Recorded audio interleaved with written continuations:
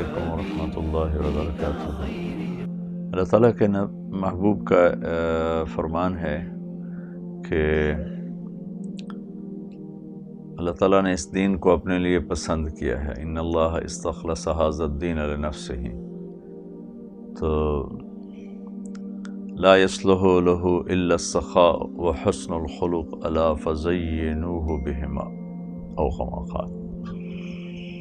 اللہ کے نبی کا فرمان ہے کہ اللہ نے اس دین مبارک دین اسلام کو اپنے لیے پسند کیا ہے، اور اس دین کے سب سے زیادہ جوڑ کھانے والی اور سب سے زیادہ اس کے شایان شان دو چیزیں ہیں، ایک اچھے اخلاق اور ایک سخاوت۔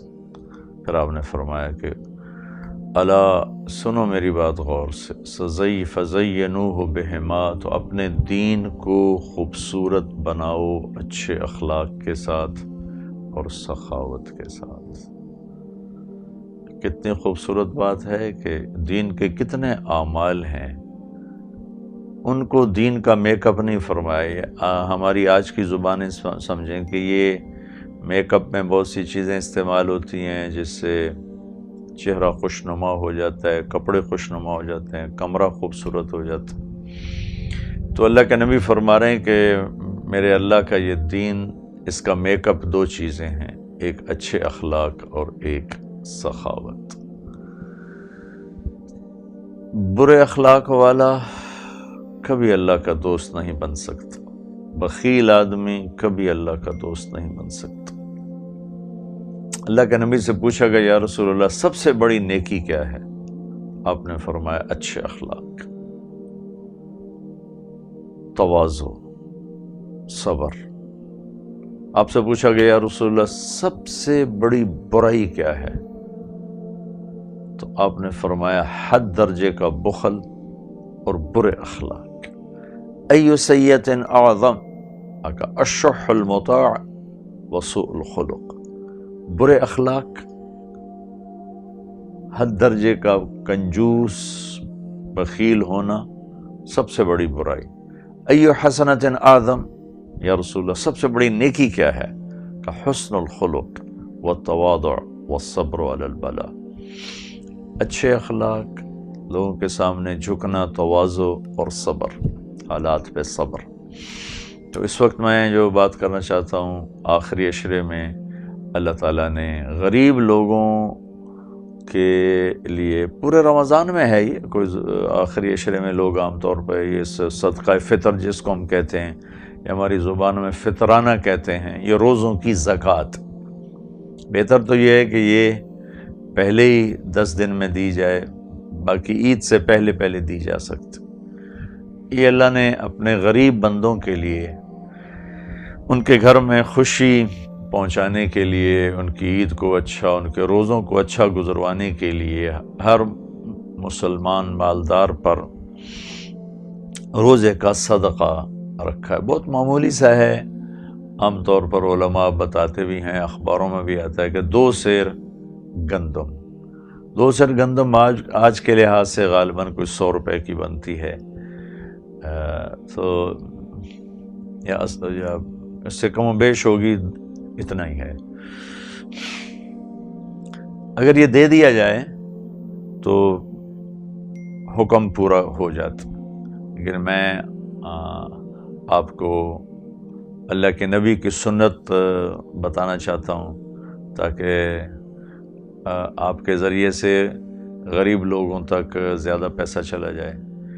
ہمارے نبی پاک صلی اللہ تعالیٰ علیہ وسلم کشمش کا فطرانہ دیا کرتے تھے، صدقہ فطر۔ گندم 2 کلو بنتی ہے اور کشمش 3 کلو ہے، تو آپ نے یا تو کشمش، اس زمانے میں پیسے تو دیتے نہیں تھے، چیز دیتے تھے، یا آپ کھجور دیا کرتے تھے یا آپ کشمش دیا کرتے تھے۔ کشمش کافی مہنگی ہے، کھجور بھی اچھی خاصی مہنگی ہے، اس کے مقابلے میں گندم بہت سستی ہے۔ کشمش کے لحاظ سے اگر صدقہ فطر دیا جائے تو میرے خیال میں ایک آدمی کا 1000 سے اوپر بنتا ہے، یا کم از کم 1000 بنتا ہے اچھی کشمش، اور کھجور کے حساب سے دیا جائے تو وہ بھی کم از کم 300-400 بن جاتا ہے کسی اچھی کھجور، مجھے بھاؤ معلوم نہیں، آپ بازار میں معلوم کر کے اس کے مطابق ادا کریں۔ اور گندم کے لحاظ سے بھی کوئی دینا چاہے تو ہو جاتا ہے، لیکن بہتر یہ ہے، آپ سب کی خدمت میں گزارش ہے کہ آپ صدقہ فطرانہ کشمش کے حساب سے دیں۔ 3 کلو کشمش کا ریٹ معلوم فرمائیں اور اس کا حساب لگا کر گھر کے جتنے افراد ہیں اس میں زکوٰۃ تو بالغ پر ہوتی ہے، صدقہ پھر چھوٹے بچہ کا بھی ہوتا ہے، جو 1 دن پہلے پیدا ہوا ہے اس کا بھی ہوتا ہے۔ اگر گھر کے 4 افراد ہیں اور 1000 روپیہ کشمش کا ریٹ ہے، 3 کلو تو 4000 روپے ہو گیا۔ گندم کے لحاظ سے دیں گے تو 400 روپیہ ہے، کھجور کے لحاظ سے دیں گے تو اس کے بیچ میں کوئی رقم بن جائے گی۔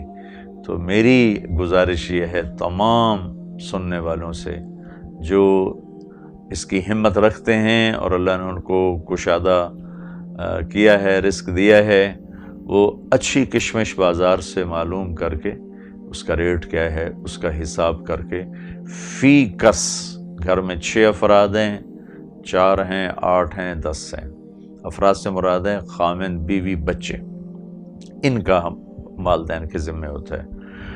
تو اس کا حساب کر کے اگر آپ ادا کریں گے تو اللہ تعالیٰ کے ہاں بہت پسندیدہ ہے اور آپ کا روزہ قبول ہے، ورنہ حدیث میں آتا ہے روزے ایسے وہ رک جاتے ہیں، آسمان پر نہیں جاتے۔ اللہ تعالیٰ کو غریبوں کی ہمدردی، غریبوں کی دلداری اتنی پسند ہے کہ اگر ہم یہ ادا نہیں کرتے تو ہمارے روزے بھی اوپر نہیں جاتے۔ حالانکہ آج کل ہم گرمی کے روزے رکھ رہے ہیں، 16 گھنٹے کا روزہ رکھ رہے ہیں، اگر ہم نے یہ اللہ کے بندوں تک ان کا حصہ نہ پہنچایا تو ہمارے روزے اوپر ہی نہیں جائیں گے۔ کہ کسی غریب کے دل کو خوش کرنا کتنا قیمتی ہے کہ اگر یہ نہ کیا تو روزے جیسا عمل اوپر نہیں جا رہا۔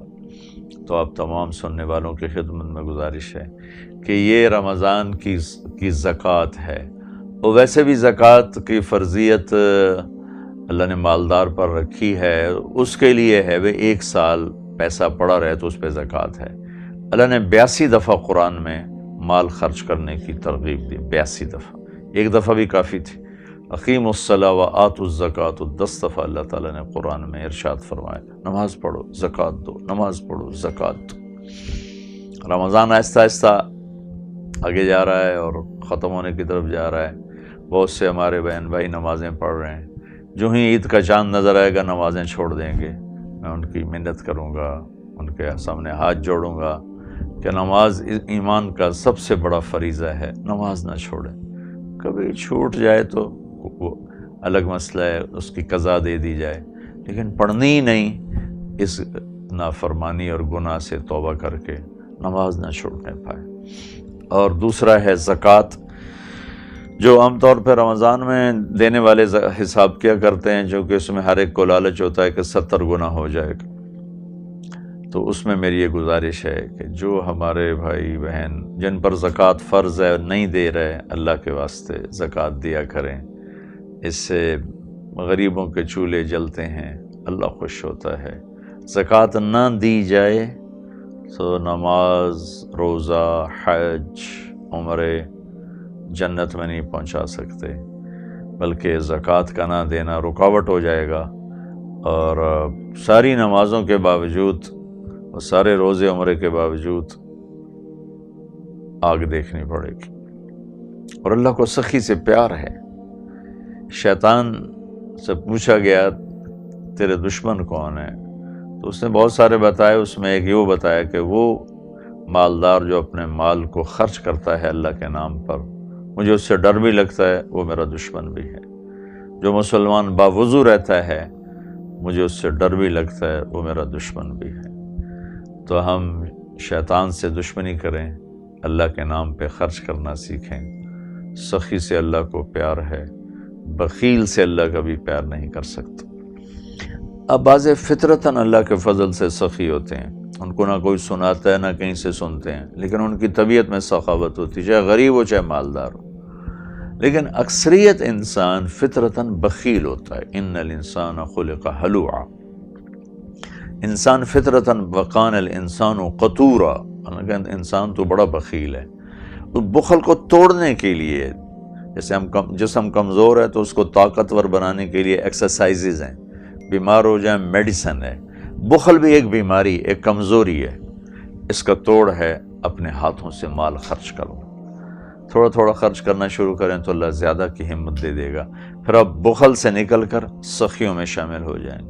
اور سخاوت ایسی چیز ہے کہ سامری نے گائے کا بچہ بنا کے سب کو اس کی پوجا پہ لگا دی۔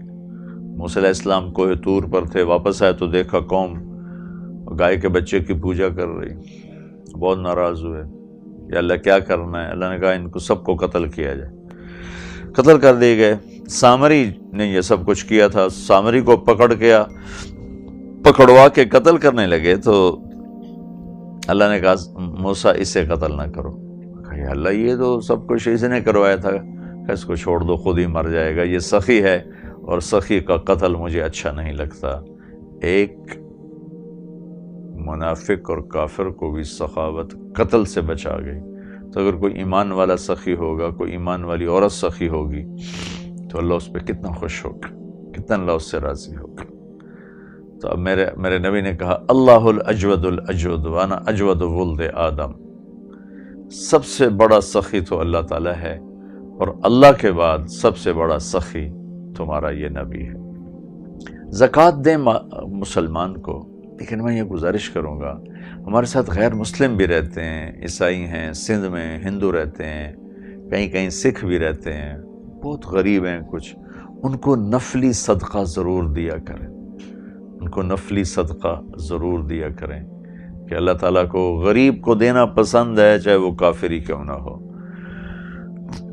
ایک عورت آئی، اس کا نام ہے سارہ، گانے والی تھی، کافر تھی، اللہ کے نبی کی خدمت میں آ کر کہنے لگی غریب ہو گئی ہوں، مجھے میری مدد فرمائے۔ آپ نے کہا کلمہ پڑھتی ہو؟ اس نے کہا میں نہیں پڑھتا۔ سبحان اللہ۔ کہا تو گانے والی تھی، مکے والے تیرا گانا سنتے تھے، تیری خدمت کرتے تھے۔ کہا جب سے بدر میں عرب سردار مارے گئے اب میرا گانا نہیں سنتا۔ تو آپ نے اپنے خاندان سے کہا بھائی میرے خاندان والوں اس عورت کی مدد کرو، اپنے گھر والوں سے اس کی آپ نے مدد کروائی۔ تو وہ گانے والی بھی تھی، وہ کافر بھی تھی، اور مکے سے آئی تھی، تو آپ نے اس کو اس کی حیثیت کے مطابق بھر کے بھیجا۔ تو یہ میری گزارش ہے، اللہ میں سخی بنائے، بخیل سے اللہ تعالیٰ کو بہت نفرت ہے۔ اور میرے اللہ کا فرمان ہے، میرے نبی نے حدیث سنائی کہ اللہ تعالیٰ کا وَعِزَّتِي وَجَلَالِي لَا يُجَاوِرُنِي فِيكِ بخیل، اللہ نے جنت الفردوس بہت VIP بنائی ہے، باقی جنتیں بن گئی، جنت الفردوس اللہ نے اپنے ہاتھوں سے بنائی ہے، اور اللہ تعالیٰ نے جنت الفردوس کو بنا کر فرمایا مجھے میرے عزت و جلال کی قسم تیرے اندر بخیل آدمی کبھی نہیں داخل ہو سکتا، عورت ہے یا مرد ہے، تیرے اندر بخیل آدمی کبھی داخل نہیں ہو سکتا۔ تو سخی بنے، کبھی کبھی اپنے نوکروں کے ساتھ بیٹھ کے کھانا کھایا کر۔ ہمارا نوکروں کے ساتھ بہت تکبر والا رویہ ہے، گھر کی عورتیں جو گھر میں کام کرنے والی ہیں ان کے ساتھ بیٹھ کے کھانا کھائیں، گھر کے مرد جو آپ کے ڈرائیور ہیں، آپ کے خانسامہ ہیں، آپ کے گھر کی صفائی کرنے والے ہیں، آپ کے گیٹ کیپر ہیں، ان کو کبھی اکٹھا کر کے نا ان کے ساتھ بیٹھ کے کھانا کھایا کریں، بارش کی طرح آپ کے اوپر اللہ تعالیٰ کی رحمت برسے گی۔ لیکن ہمارے تو برتن بھی الگ ہوتے ہیں، کھانے بھی الگ ہوتے ہیں، یہ نوکروں کا گلاس ہے اس میں پانی نہیں پینا، یہ نوکروں کا کپ ہے اس میں چائے نہیں پینی۔ ایک سیکنڈ میں اللہ ہمیں ایسے ہی کسی نوکری پہ کھڑا کر سکتا ہے، سب کو چھین کر۔ اللہ کے نبی اپنے ملازموں کے ساتھ بیٹھ کر کھانا کھایا کرتے تھے۔ تو میری یہ گزارش ہے، یہ بھی سخاوت ہے کہ آپ کبھی کبھی اپنے ملازموں کی ضیافت کریں، انہیں اپنے پاس بٹھائیں، ان کے ساتھ بیٹھ کر کھانا کھائیں، وہ دعائیں دیتے۔ میں کبھی جب گھر میں تو جانا ہی کم ہی ہوتا ہے، میں جاتا ہوں تو اپنے وہاں ڈیرے پر اپنے سارے ملازم اکٹھے کر کے کھانا بڑا اچھا بڑھیا بنوا کے ان کے ساتھ بیٹھ کے ہم کھانا کھاتے ہیں اور ان سے گپے مارتے ہیں، باتیں کرتے ہیں، وہ ہمیں دعائیں دیتے ہوئے جاتے ہیں۔ کہ ہمارے پنجاب کا ذمہ دار تو عام طور پر بہت متکبر ہے، میں نے اپنے بڑوں کو دیکھا جب ہم چھوٹے تھے، ہمارے نوکر اور ہمارے گاؤں کے رعایا لوگ، وہ ہمارے بزرگ بیٹھے ہوتے تھے موڑوں پر، چارپائیوں پر، وہ سامنے پیڑھی پر نہیں بیٹھتے تھے، زمین پر بیٹھتے تھے، اور پیڑھی پر بیٹھنا وہ سردار کے شان میں گستاخی تھی، تو ان کو اتنی جرت نہیں ہوتی تھی کہ وہ کسی پیڑھی پر بیٹھ جائیں، چارپائی پر بیٹھ جائیں، آ کے سب زمین پر بیٹھتے تھے۔ تو وہ جب اللہ نے مجھے اس طرف متوجہ کیا تو میں اب محسوس کرتا ہوں کہ وہ کس قدر جہالت تھی اور کس درجے کا تکبر تھا۔ تو یہ کوشش کرنی چاہیے تو ہم غریبوں کو سینے سے لگائیں، پیار کریں، اچھے ہیں برے ہوں تو اللہ جانے وہ جانے، ہم غریبوں کا اور غیر مسلموں کو بھی ہم ضرور ان کی مدد کریں۔ اکثر عیسائی ہمارے یہاں غریب ہیں، مسکین ہیں، بیچارے گلیاں صاف کرتے ہیں، گندی نالیاں صاف کرتے ہیں، گٹر صاف کرتے ہیں، ایئرپورٹس پر جو کھڑے ہوتے ہیں ٹوائلٹس میں وہ سارے عیسائی ہوتے ہیں، تو ان کو اول تو کوئی دیتا ہی نہیں، کوئی دے دے، کوئی 150 روپیہ دے دیتے ہیں۔ تو میں فخر کے لیے نہیں بتا رہا، صرف ترغیب کے لیے بتا رہا ہوں۔ تو میں جب کبھی وہاں جانا ہو جائے تو میں نکال کے کبھی 1000 روپیہ دیتا ہوں، تو پہلے میرا منہ دیکھتے ہیں حیران پریشان ہو کر کہ مولانا صاحب اور میں عیسائی، یہ مولوی صاحب، یہ مجھے یہ کیا کر رہا ہے؟ پہلے مجھے حیران ہو کے دیکھتے ہیں، پھر نوٹ کو دیکھتے ہیں، پھر ایک دم دعا دیتے ہیں۔ تو دعا تو اللہ تعالیٰ سب کی سنتا ہے، چونکہ رب العالمین ہے نا، رب المسلمین تو نہیں ہے۔ تو ان میں سے پتہ نہیں کس کی دعا ہمیں لگ جائے اور اللہ تعالیٰ ہمارے کام بنا دے۔ تو ہم نے تو خیر اپنوں کو دینا چھوڑ دیا، غیروں کو کون دے گا؟ تو اپنے رشتہ داروں میں غریب لوگ دیکھیں، ان کو زکوٰۃ دیں، صدقات دیں۔ ایک عورت آئی، یا رسول اللہ میرا خامند غریب ہے، میں صدقہ کرنا چاہتی ہوں، خامند کو دے سکتی ہوں؟ کہا تجھے دوہرا اجر ملے گا خامند کو دینے کا، تو اپنے خامند کو دینے کا تمہیں دوہرا اجر ملے گا۔ تو یہ میں گزارش کروں گا کہ سخی بنیں، مال خرچ کریں، اللہ کو سخاوت پسند ہے۔ بعض فطرتاً ہوتے ہیں سخی، ورنہ اکثر فطرتاً بخیل ہوتے ہیں۔ ایک چھوٹا سا واقعہ سناتا ہوں، بڑا دلچسپ ہے۔ ہاشم رحمۃ اللہ علیہ بڑے لوگوں میں سے ہیں، وہ تھے سفر پر، راستے میں دوپہر کا وقت آ گیا آرام کا، تو ایک خیمہ دیکھا تو وہاں چلے گئے، تو وہاں خاتون بیٹھی تھیں۔ کہا بہن میں پردیسی مسافر ہوں، کوئی تھوڑی دیر سستانہ ہے، کھانے کو کچھ مل جائے گا؟ وہ کہنے لگی میں نے کون سا یہاں ہوٹل کھول کے رکھا ہوا ہے جو تیرے جیسوں کو کھلاتی رہوں؟ وہ بڑے پریشان ہوئے، چپ کر کے ایک جھاڑی کے نیچے بیٹھ گئے، چونکہ ابھی دوپہر میں آگے جانا مشکل تھا۔ تھوڑی دیر گزری تو اس کا خامد آ گیا، سلام دعا ہوئی، کون ہو بھائی؟ پردیسی مسافر ہوں۔ کھانا کھایا کہ یہ نہیں کھایا؟ اپنی بیگم سے کہا اس کو کھانا کیوں نہیں کھلایا؟ وہ کہنے لگے میں نے کوئی ہوٹل کھولے ہیں جو میں ہرانے والے کو کھانے کھلاتی رہوں؟ میں کہا تیرا ستیہ ناس ہو، ہمیشہ مجھے ذلیل کرتی ہے۔ تو اس نے ایک بکرا ذبح کیا، کھال اتاری، تیار کر کے اس کو کھلایا، اور ساتھ معذرت بھی کی اور شکریہ بھی ادا کی۔ کہنے کہ میں آگے چل پڑا، چلتے چلتے اگلے دن اسی وقت پر ایک دوسری منزل پر پہنچا، تو وہاں ایک خیمہ تھا، تو وہاں بھی ایک خاتون بیٹھی تھیں، دوپہر کا وقت۔ میں نے کہا بہن پردیسی مسافر ہوں، کھانے کو کچھ ملے گا؟ کہا الحمدللہ، بسم اللہ، مہمان کے لیے تو جان بھی حاضر ہے، آپ تشریف رکھیں۔ انہیں جلدی سے اٹھ کے ایک بکرا ذبح کیا، اس کھال اتاری، تیار کر کے پکا کے اس کے سامنے رکھا۔ ابھی اس نے ایک دو نوالے لیے تھے کہ اوپر سے اس کا خامد آ گیا، تو ایسے بڑی تیز نظروں نے دیکھا، کون ہو؟ کہا جی مسافر ہوں۔ یہ بکرا کہاں سے آیا؟ کہا جی یہ اس خاتون نے ذبح کر کے کھلایا۔ کہنے لگا تو مجھے بھوکا کر کے مارے گی؟ میں نے یہاں ہوٹل کھولا ہوا ہے، جو آتا ہے تو اس کو کھانے کھلانے شروع کر دیتی ہے، تو نے تو مجھے برباد کر کے رکھ دیا، میرا سارا رزق تو نے لٹا دیا۔ ہاشم کہنے لگے میں زور سے میری ہنسی نکل گئی، ہنس پڑا۔ تو نے مجھے غصے سے دیکھا، کیوں ہنس رہے ہو؟ میں نے کہا جی وہ بس ویسے ہی ہنس پڑا ہوں کہ پچھلی منزل پر اس کا الٹا چکر دیکھا تھا، وہاں عورت آپ جیسی تھی اور مرد اس عورت جیسا تھا، تو وہ غصے میں کہنے لگا تم جانتے وہ کون ہے؟ میں کہا میں تو نہیں جانتا ہوں۔ کہا وہ عورت میری بہن ہے اور یہ عورت اس مرد کی بہن ہے۔ تو ایسے اللہ بعض خون سخی بناتا ہے اور بعض خون بخیل ہوتے ہیں، لیکن علاج ہو سکتا ہے اگر ہم اپنے ہاتھوں سے دیتے رہیں۔ بچوں کو سکھائیں خرچ کرنا۔ ہم نے بچوں کو بھی اکاؤنٹ بیٹا سیونگ کرو، بیٹا سیونگ کرو، بیٹا سیونگ کرو، انہوں نے اسی بنیا ہی بنا کے رکھ دیتا، پیسے ہی جوڑی جاؤ اور دنیا جی میں کم بھی کوئی نہیں، پیسے تو سوا اور بھی دکھ ہیں زمانے میں محبت کے سوا، راحتیں اور بھی ہیں وصل کی راحت کے سوا۔ ہمارا معاشرہ جوڑنے کا مزہ چکھ رہا ہے، اگر یہ لگانے کا مزہ چکھ گیا نا پھر انہیں جوڑنا بھول جائے گا۔ ہاں اپنے بچوں کے لیے رکھو ضرور، میں نہیں کہتا سارا خرچ کرو، لیکن سارا جمع بھی نہ کرو، کم از کم زکوٰۃ تو سب دیں، اور زکوٰۃ کے علاوہ جب دیں گے تو آپ سخی بنیں گے۔ زکوٰۃ دینے کے بعد آپ سخیوں سے، بخیلوں سے باہر آ گئے، سخیوں میں داخل نہیں ہوئے، درمیان میں کھڑے ہوئے۔ جب آپ 2500 پہ 1 روپیہ بھی اوپر دیں گے تو آپ سخیوں میں آپ کا نام آ جائے گا۔ تو بس یہ میری گزارش ہے کہ ہم اللہ کے نام پہ خرچ کرنے والے بنیں۔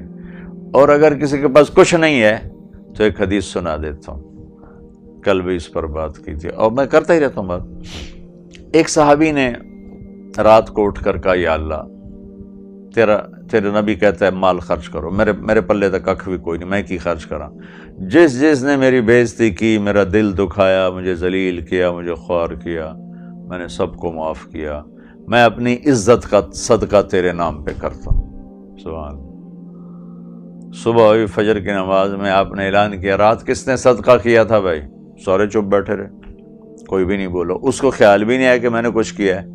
پھر آپ نے واضح کیا بھائی رات کو اپنی عزت کا صدقہ کس نے کیا، اپنی عزت کی سخاوت کس نے کی؟ وہ کھڑے ہو کہ یا رسول اللہ میں نے کی تھی۔ میں نے کہا اللہ پیسے تو ہیں کوئی نہ، تو چل میں اپنی عزت ہی تیرے ناتے صدقہ کر رہے ہیں۔ میرے نبی نے فرمایا اللہ نے تیرا یہ سب کچھ قبول صدقے میں لکھ دیا ہے۔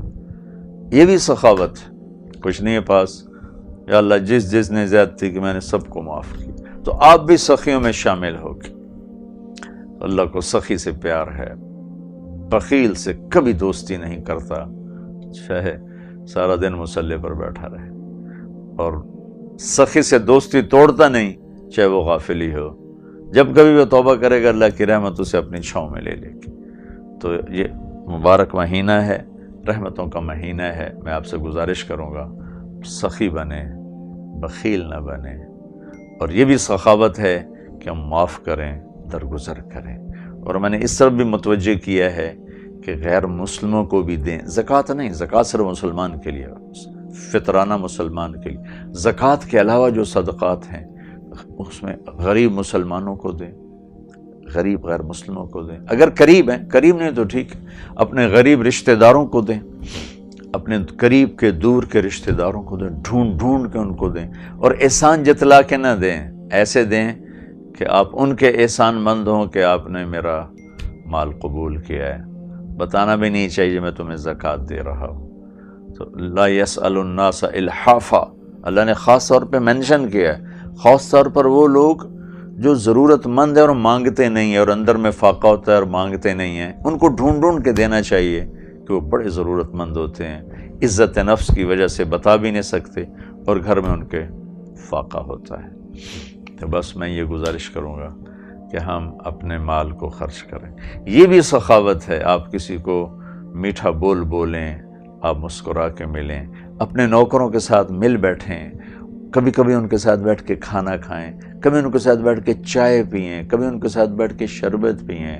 اب جیسے رمضان چل رہا ہے، کبھی انہیں اپنے دسترخوان پہ بلا کر افطاری میں ان کو شریک کریں، ان کے اندر سے آپ کے لیے دعائیں نکلیں گی۔